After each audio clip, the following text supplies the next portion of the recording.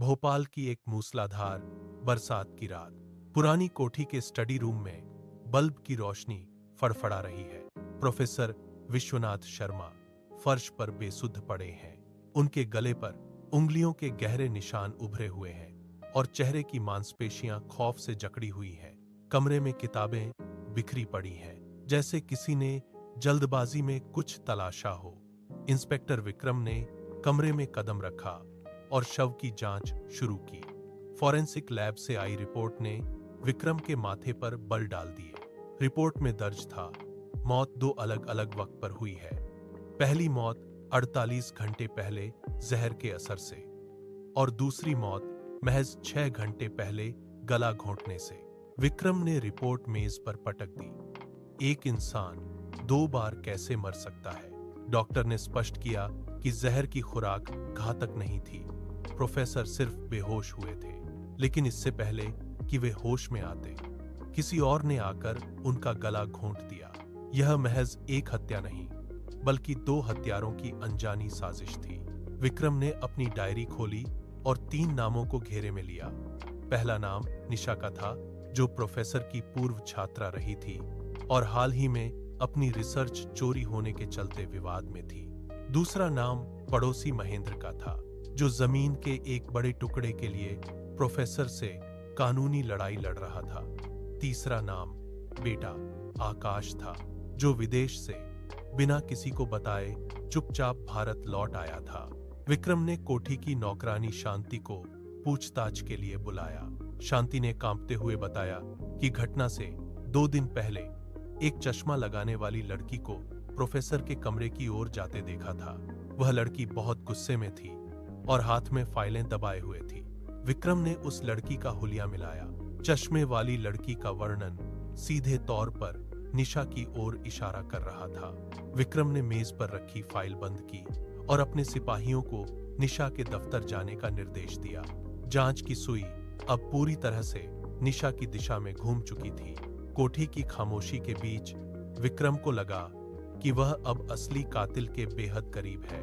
विक्रम के दफ्तर में निशा की सांसें तेज चल रही हैं। मेज पर रखी चाय की प्याली की ओर इशारा करते ही निशा का चेहरा पीला पड़ गया। उसने अपनी हथेलियां कस लीं और कांपती आवाज में सब कुछ उगल दिया। उसने माना कि रिसर्च चोरी होने के बदले उसने प्रोफेसर की चाय में जहर मिलाया था।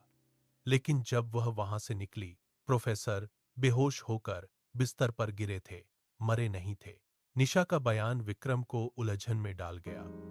अगर निशा ने सिर्फ जहर दिया था, तो गला किसने घोंटा? विक्रम वापस कोठी पहुंचा। उसने शव के गले पर मौजूद निशानों को गौर से देखा। निशान बड़े थे, जो किसी महिला के हाथों के नहीं हो सकते थे। किसी ने उस बेहोश शरीर पर अपनी पूरी ताकत डाल दी थी। विक्रम ने महसूस किया कि निशा तो महज एक मोहरा थी। असली हत्यारा कोई और है, जो उस रात कमरे में दाखिल हुआ था। हवा में तनाव बढ़ गया है। केस अब एक हत्यारे से बढ़कर एक जटिल पहेली में बदल चुका है, जहां 2 लोग एक ही लक्ष्य को अलग अलग तरीके से खत्म करने आए थे। विक्रम ने मेज पर स्याही का पैड रखा। महेंद्र और आकाश को एक एक कर सामने बुलाया गया।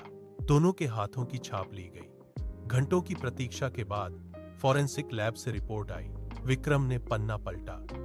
रिपोर्ट के निष्कर्ष ने कमरे की हवा थाम दी। गले पर मौजूद गहरे निशान आकाश के हाथों के आकार से पूरी तरह मेल खा रहे थे। विक्रम ने आकाश की ओर देखा। आकाश के चेहरे पर पसीने की बूंदें चमक उठीं। उसने दीवार की ओर पीठ की और दहाड़ मारकर रोने लगा। आकाश ने कबूल किया कि वह वसीयत में बदलाव होने से पहले सारी संपत्ति अपने नाम करवाना चाहता था। उसने कमरे में प्रवेश किया और पिता को बेहोश देख उसे एक अवसर समझा।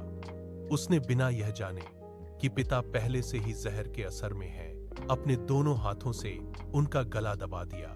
यह एक ऐसा अपराध था जिसे उसने बिना किसी के साथ मिलकर नहीं, बल्कि निशा से अनजाने में ही अंजाम दिया था।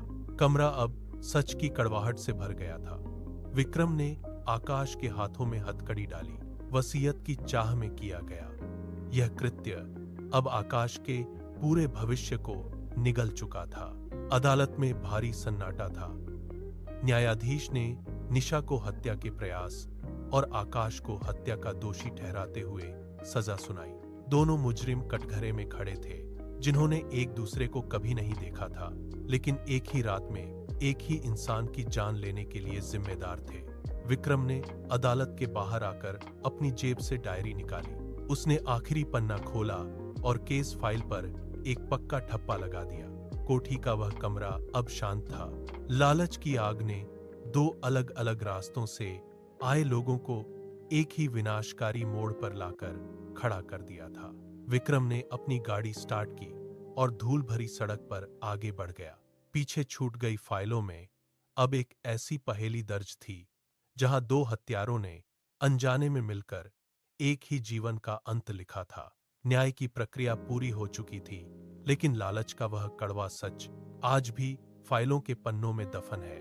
कोठी की खिड़कियां अब बंद हैं और शहर की बरसात उस रात के गुनाहों को पीछे छोड़ चुकी है।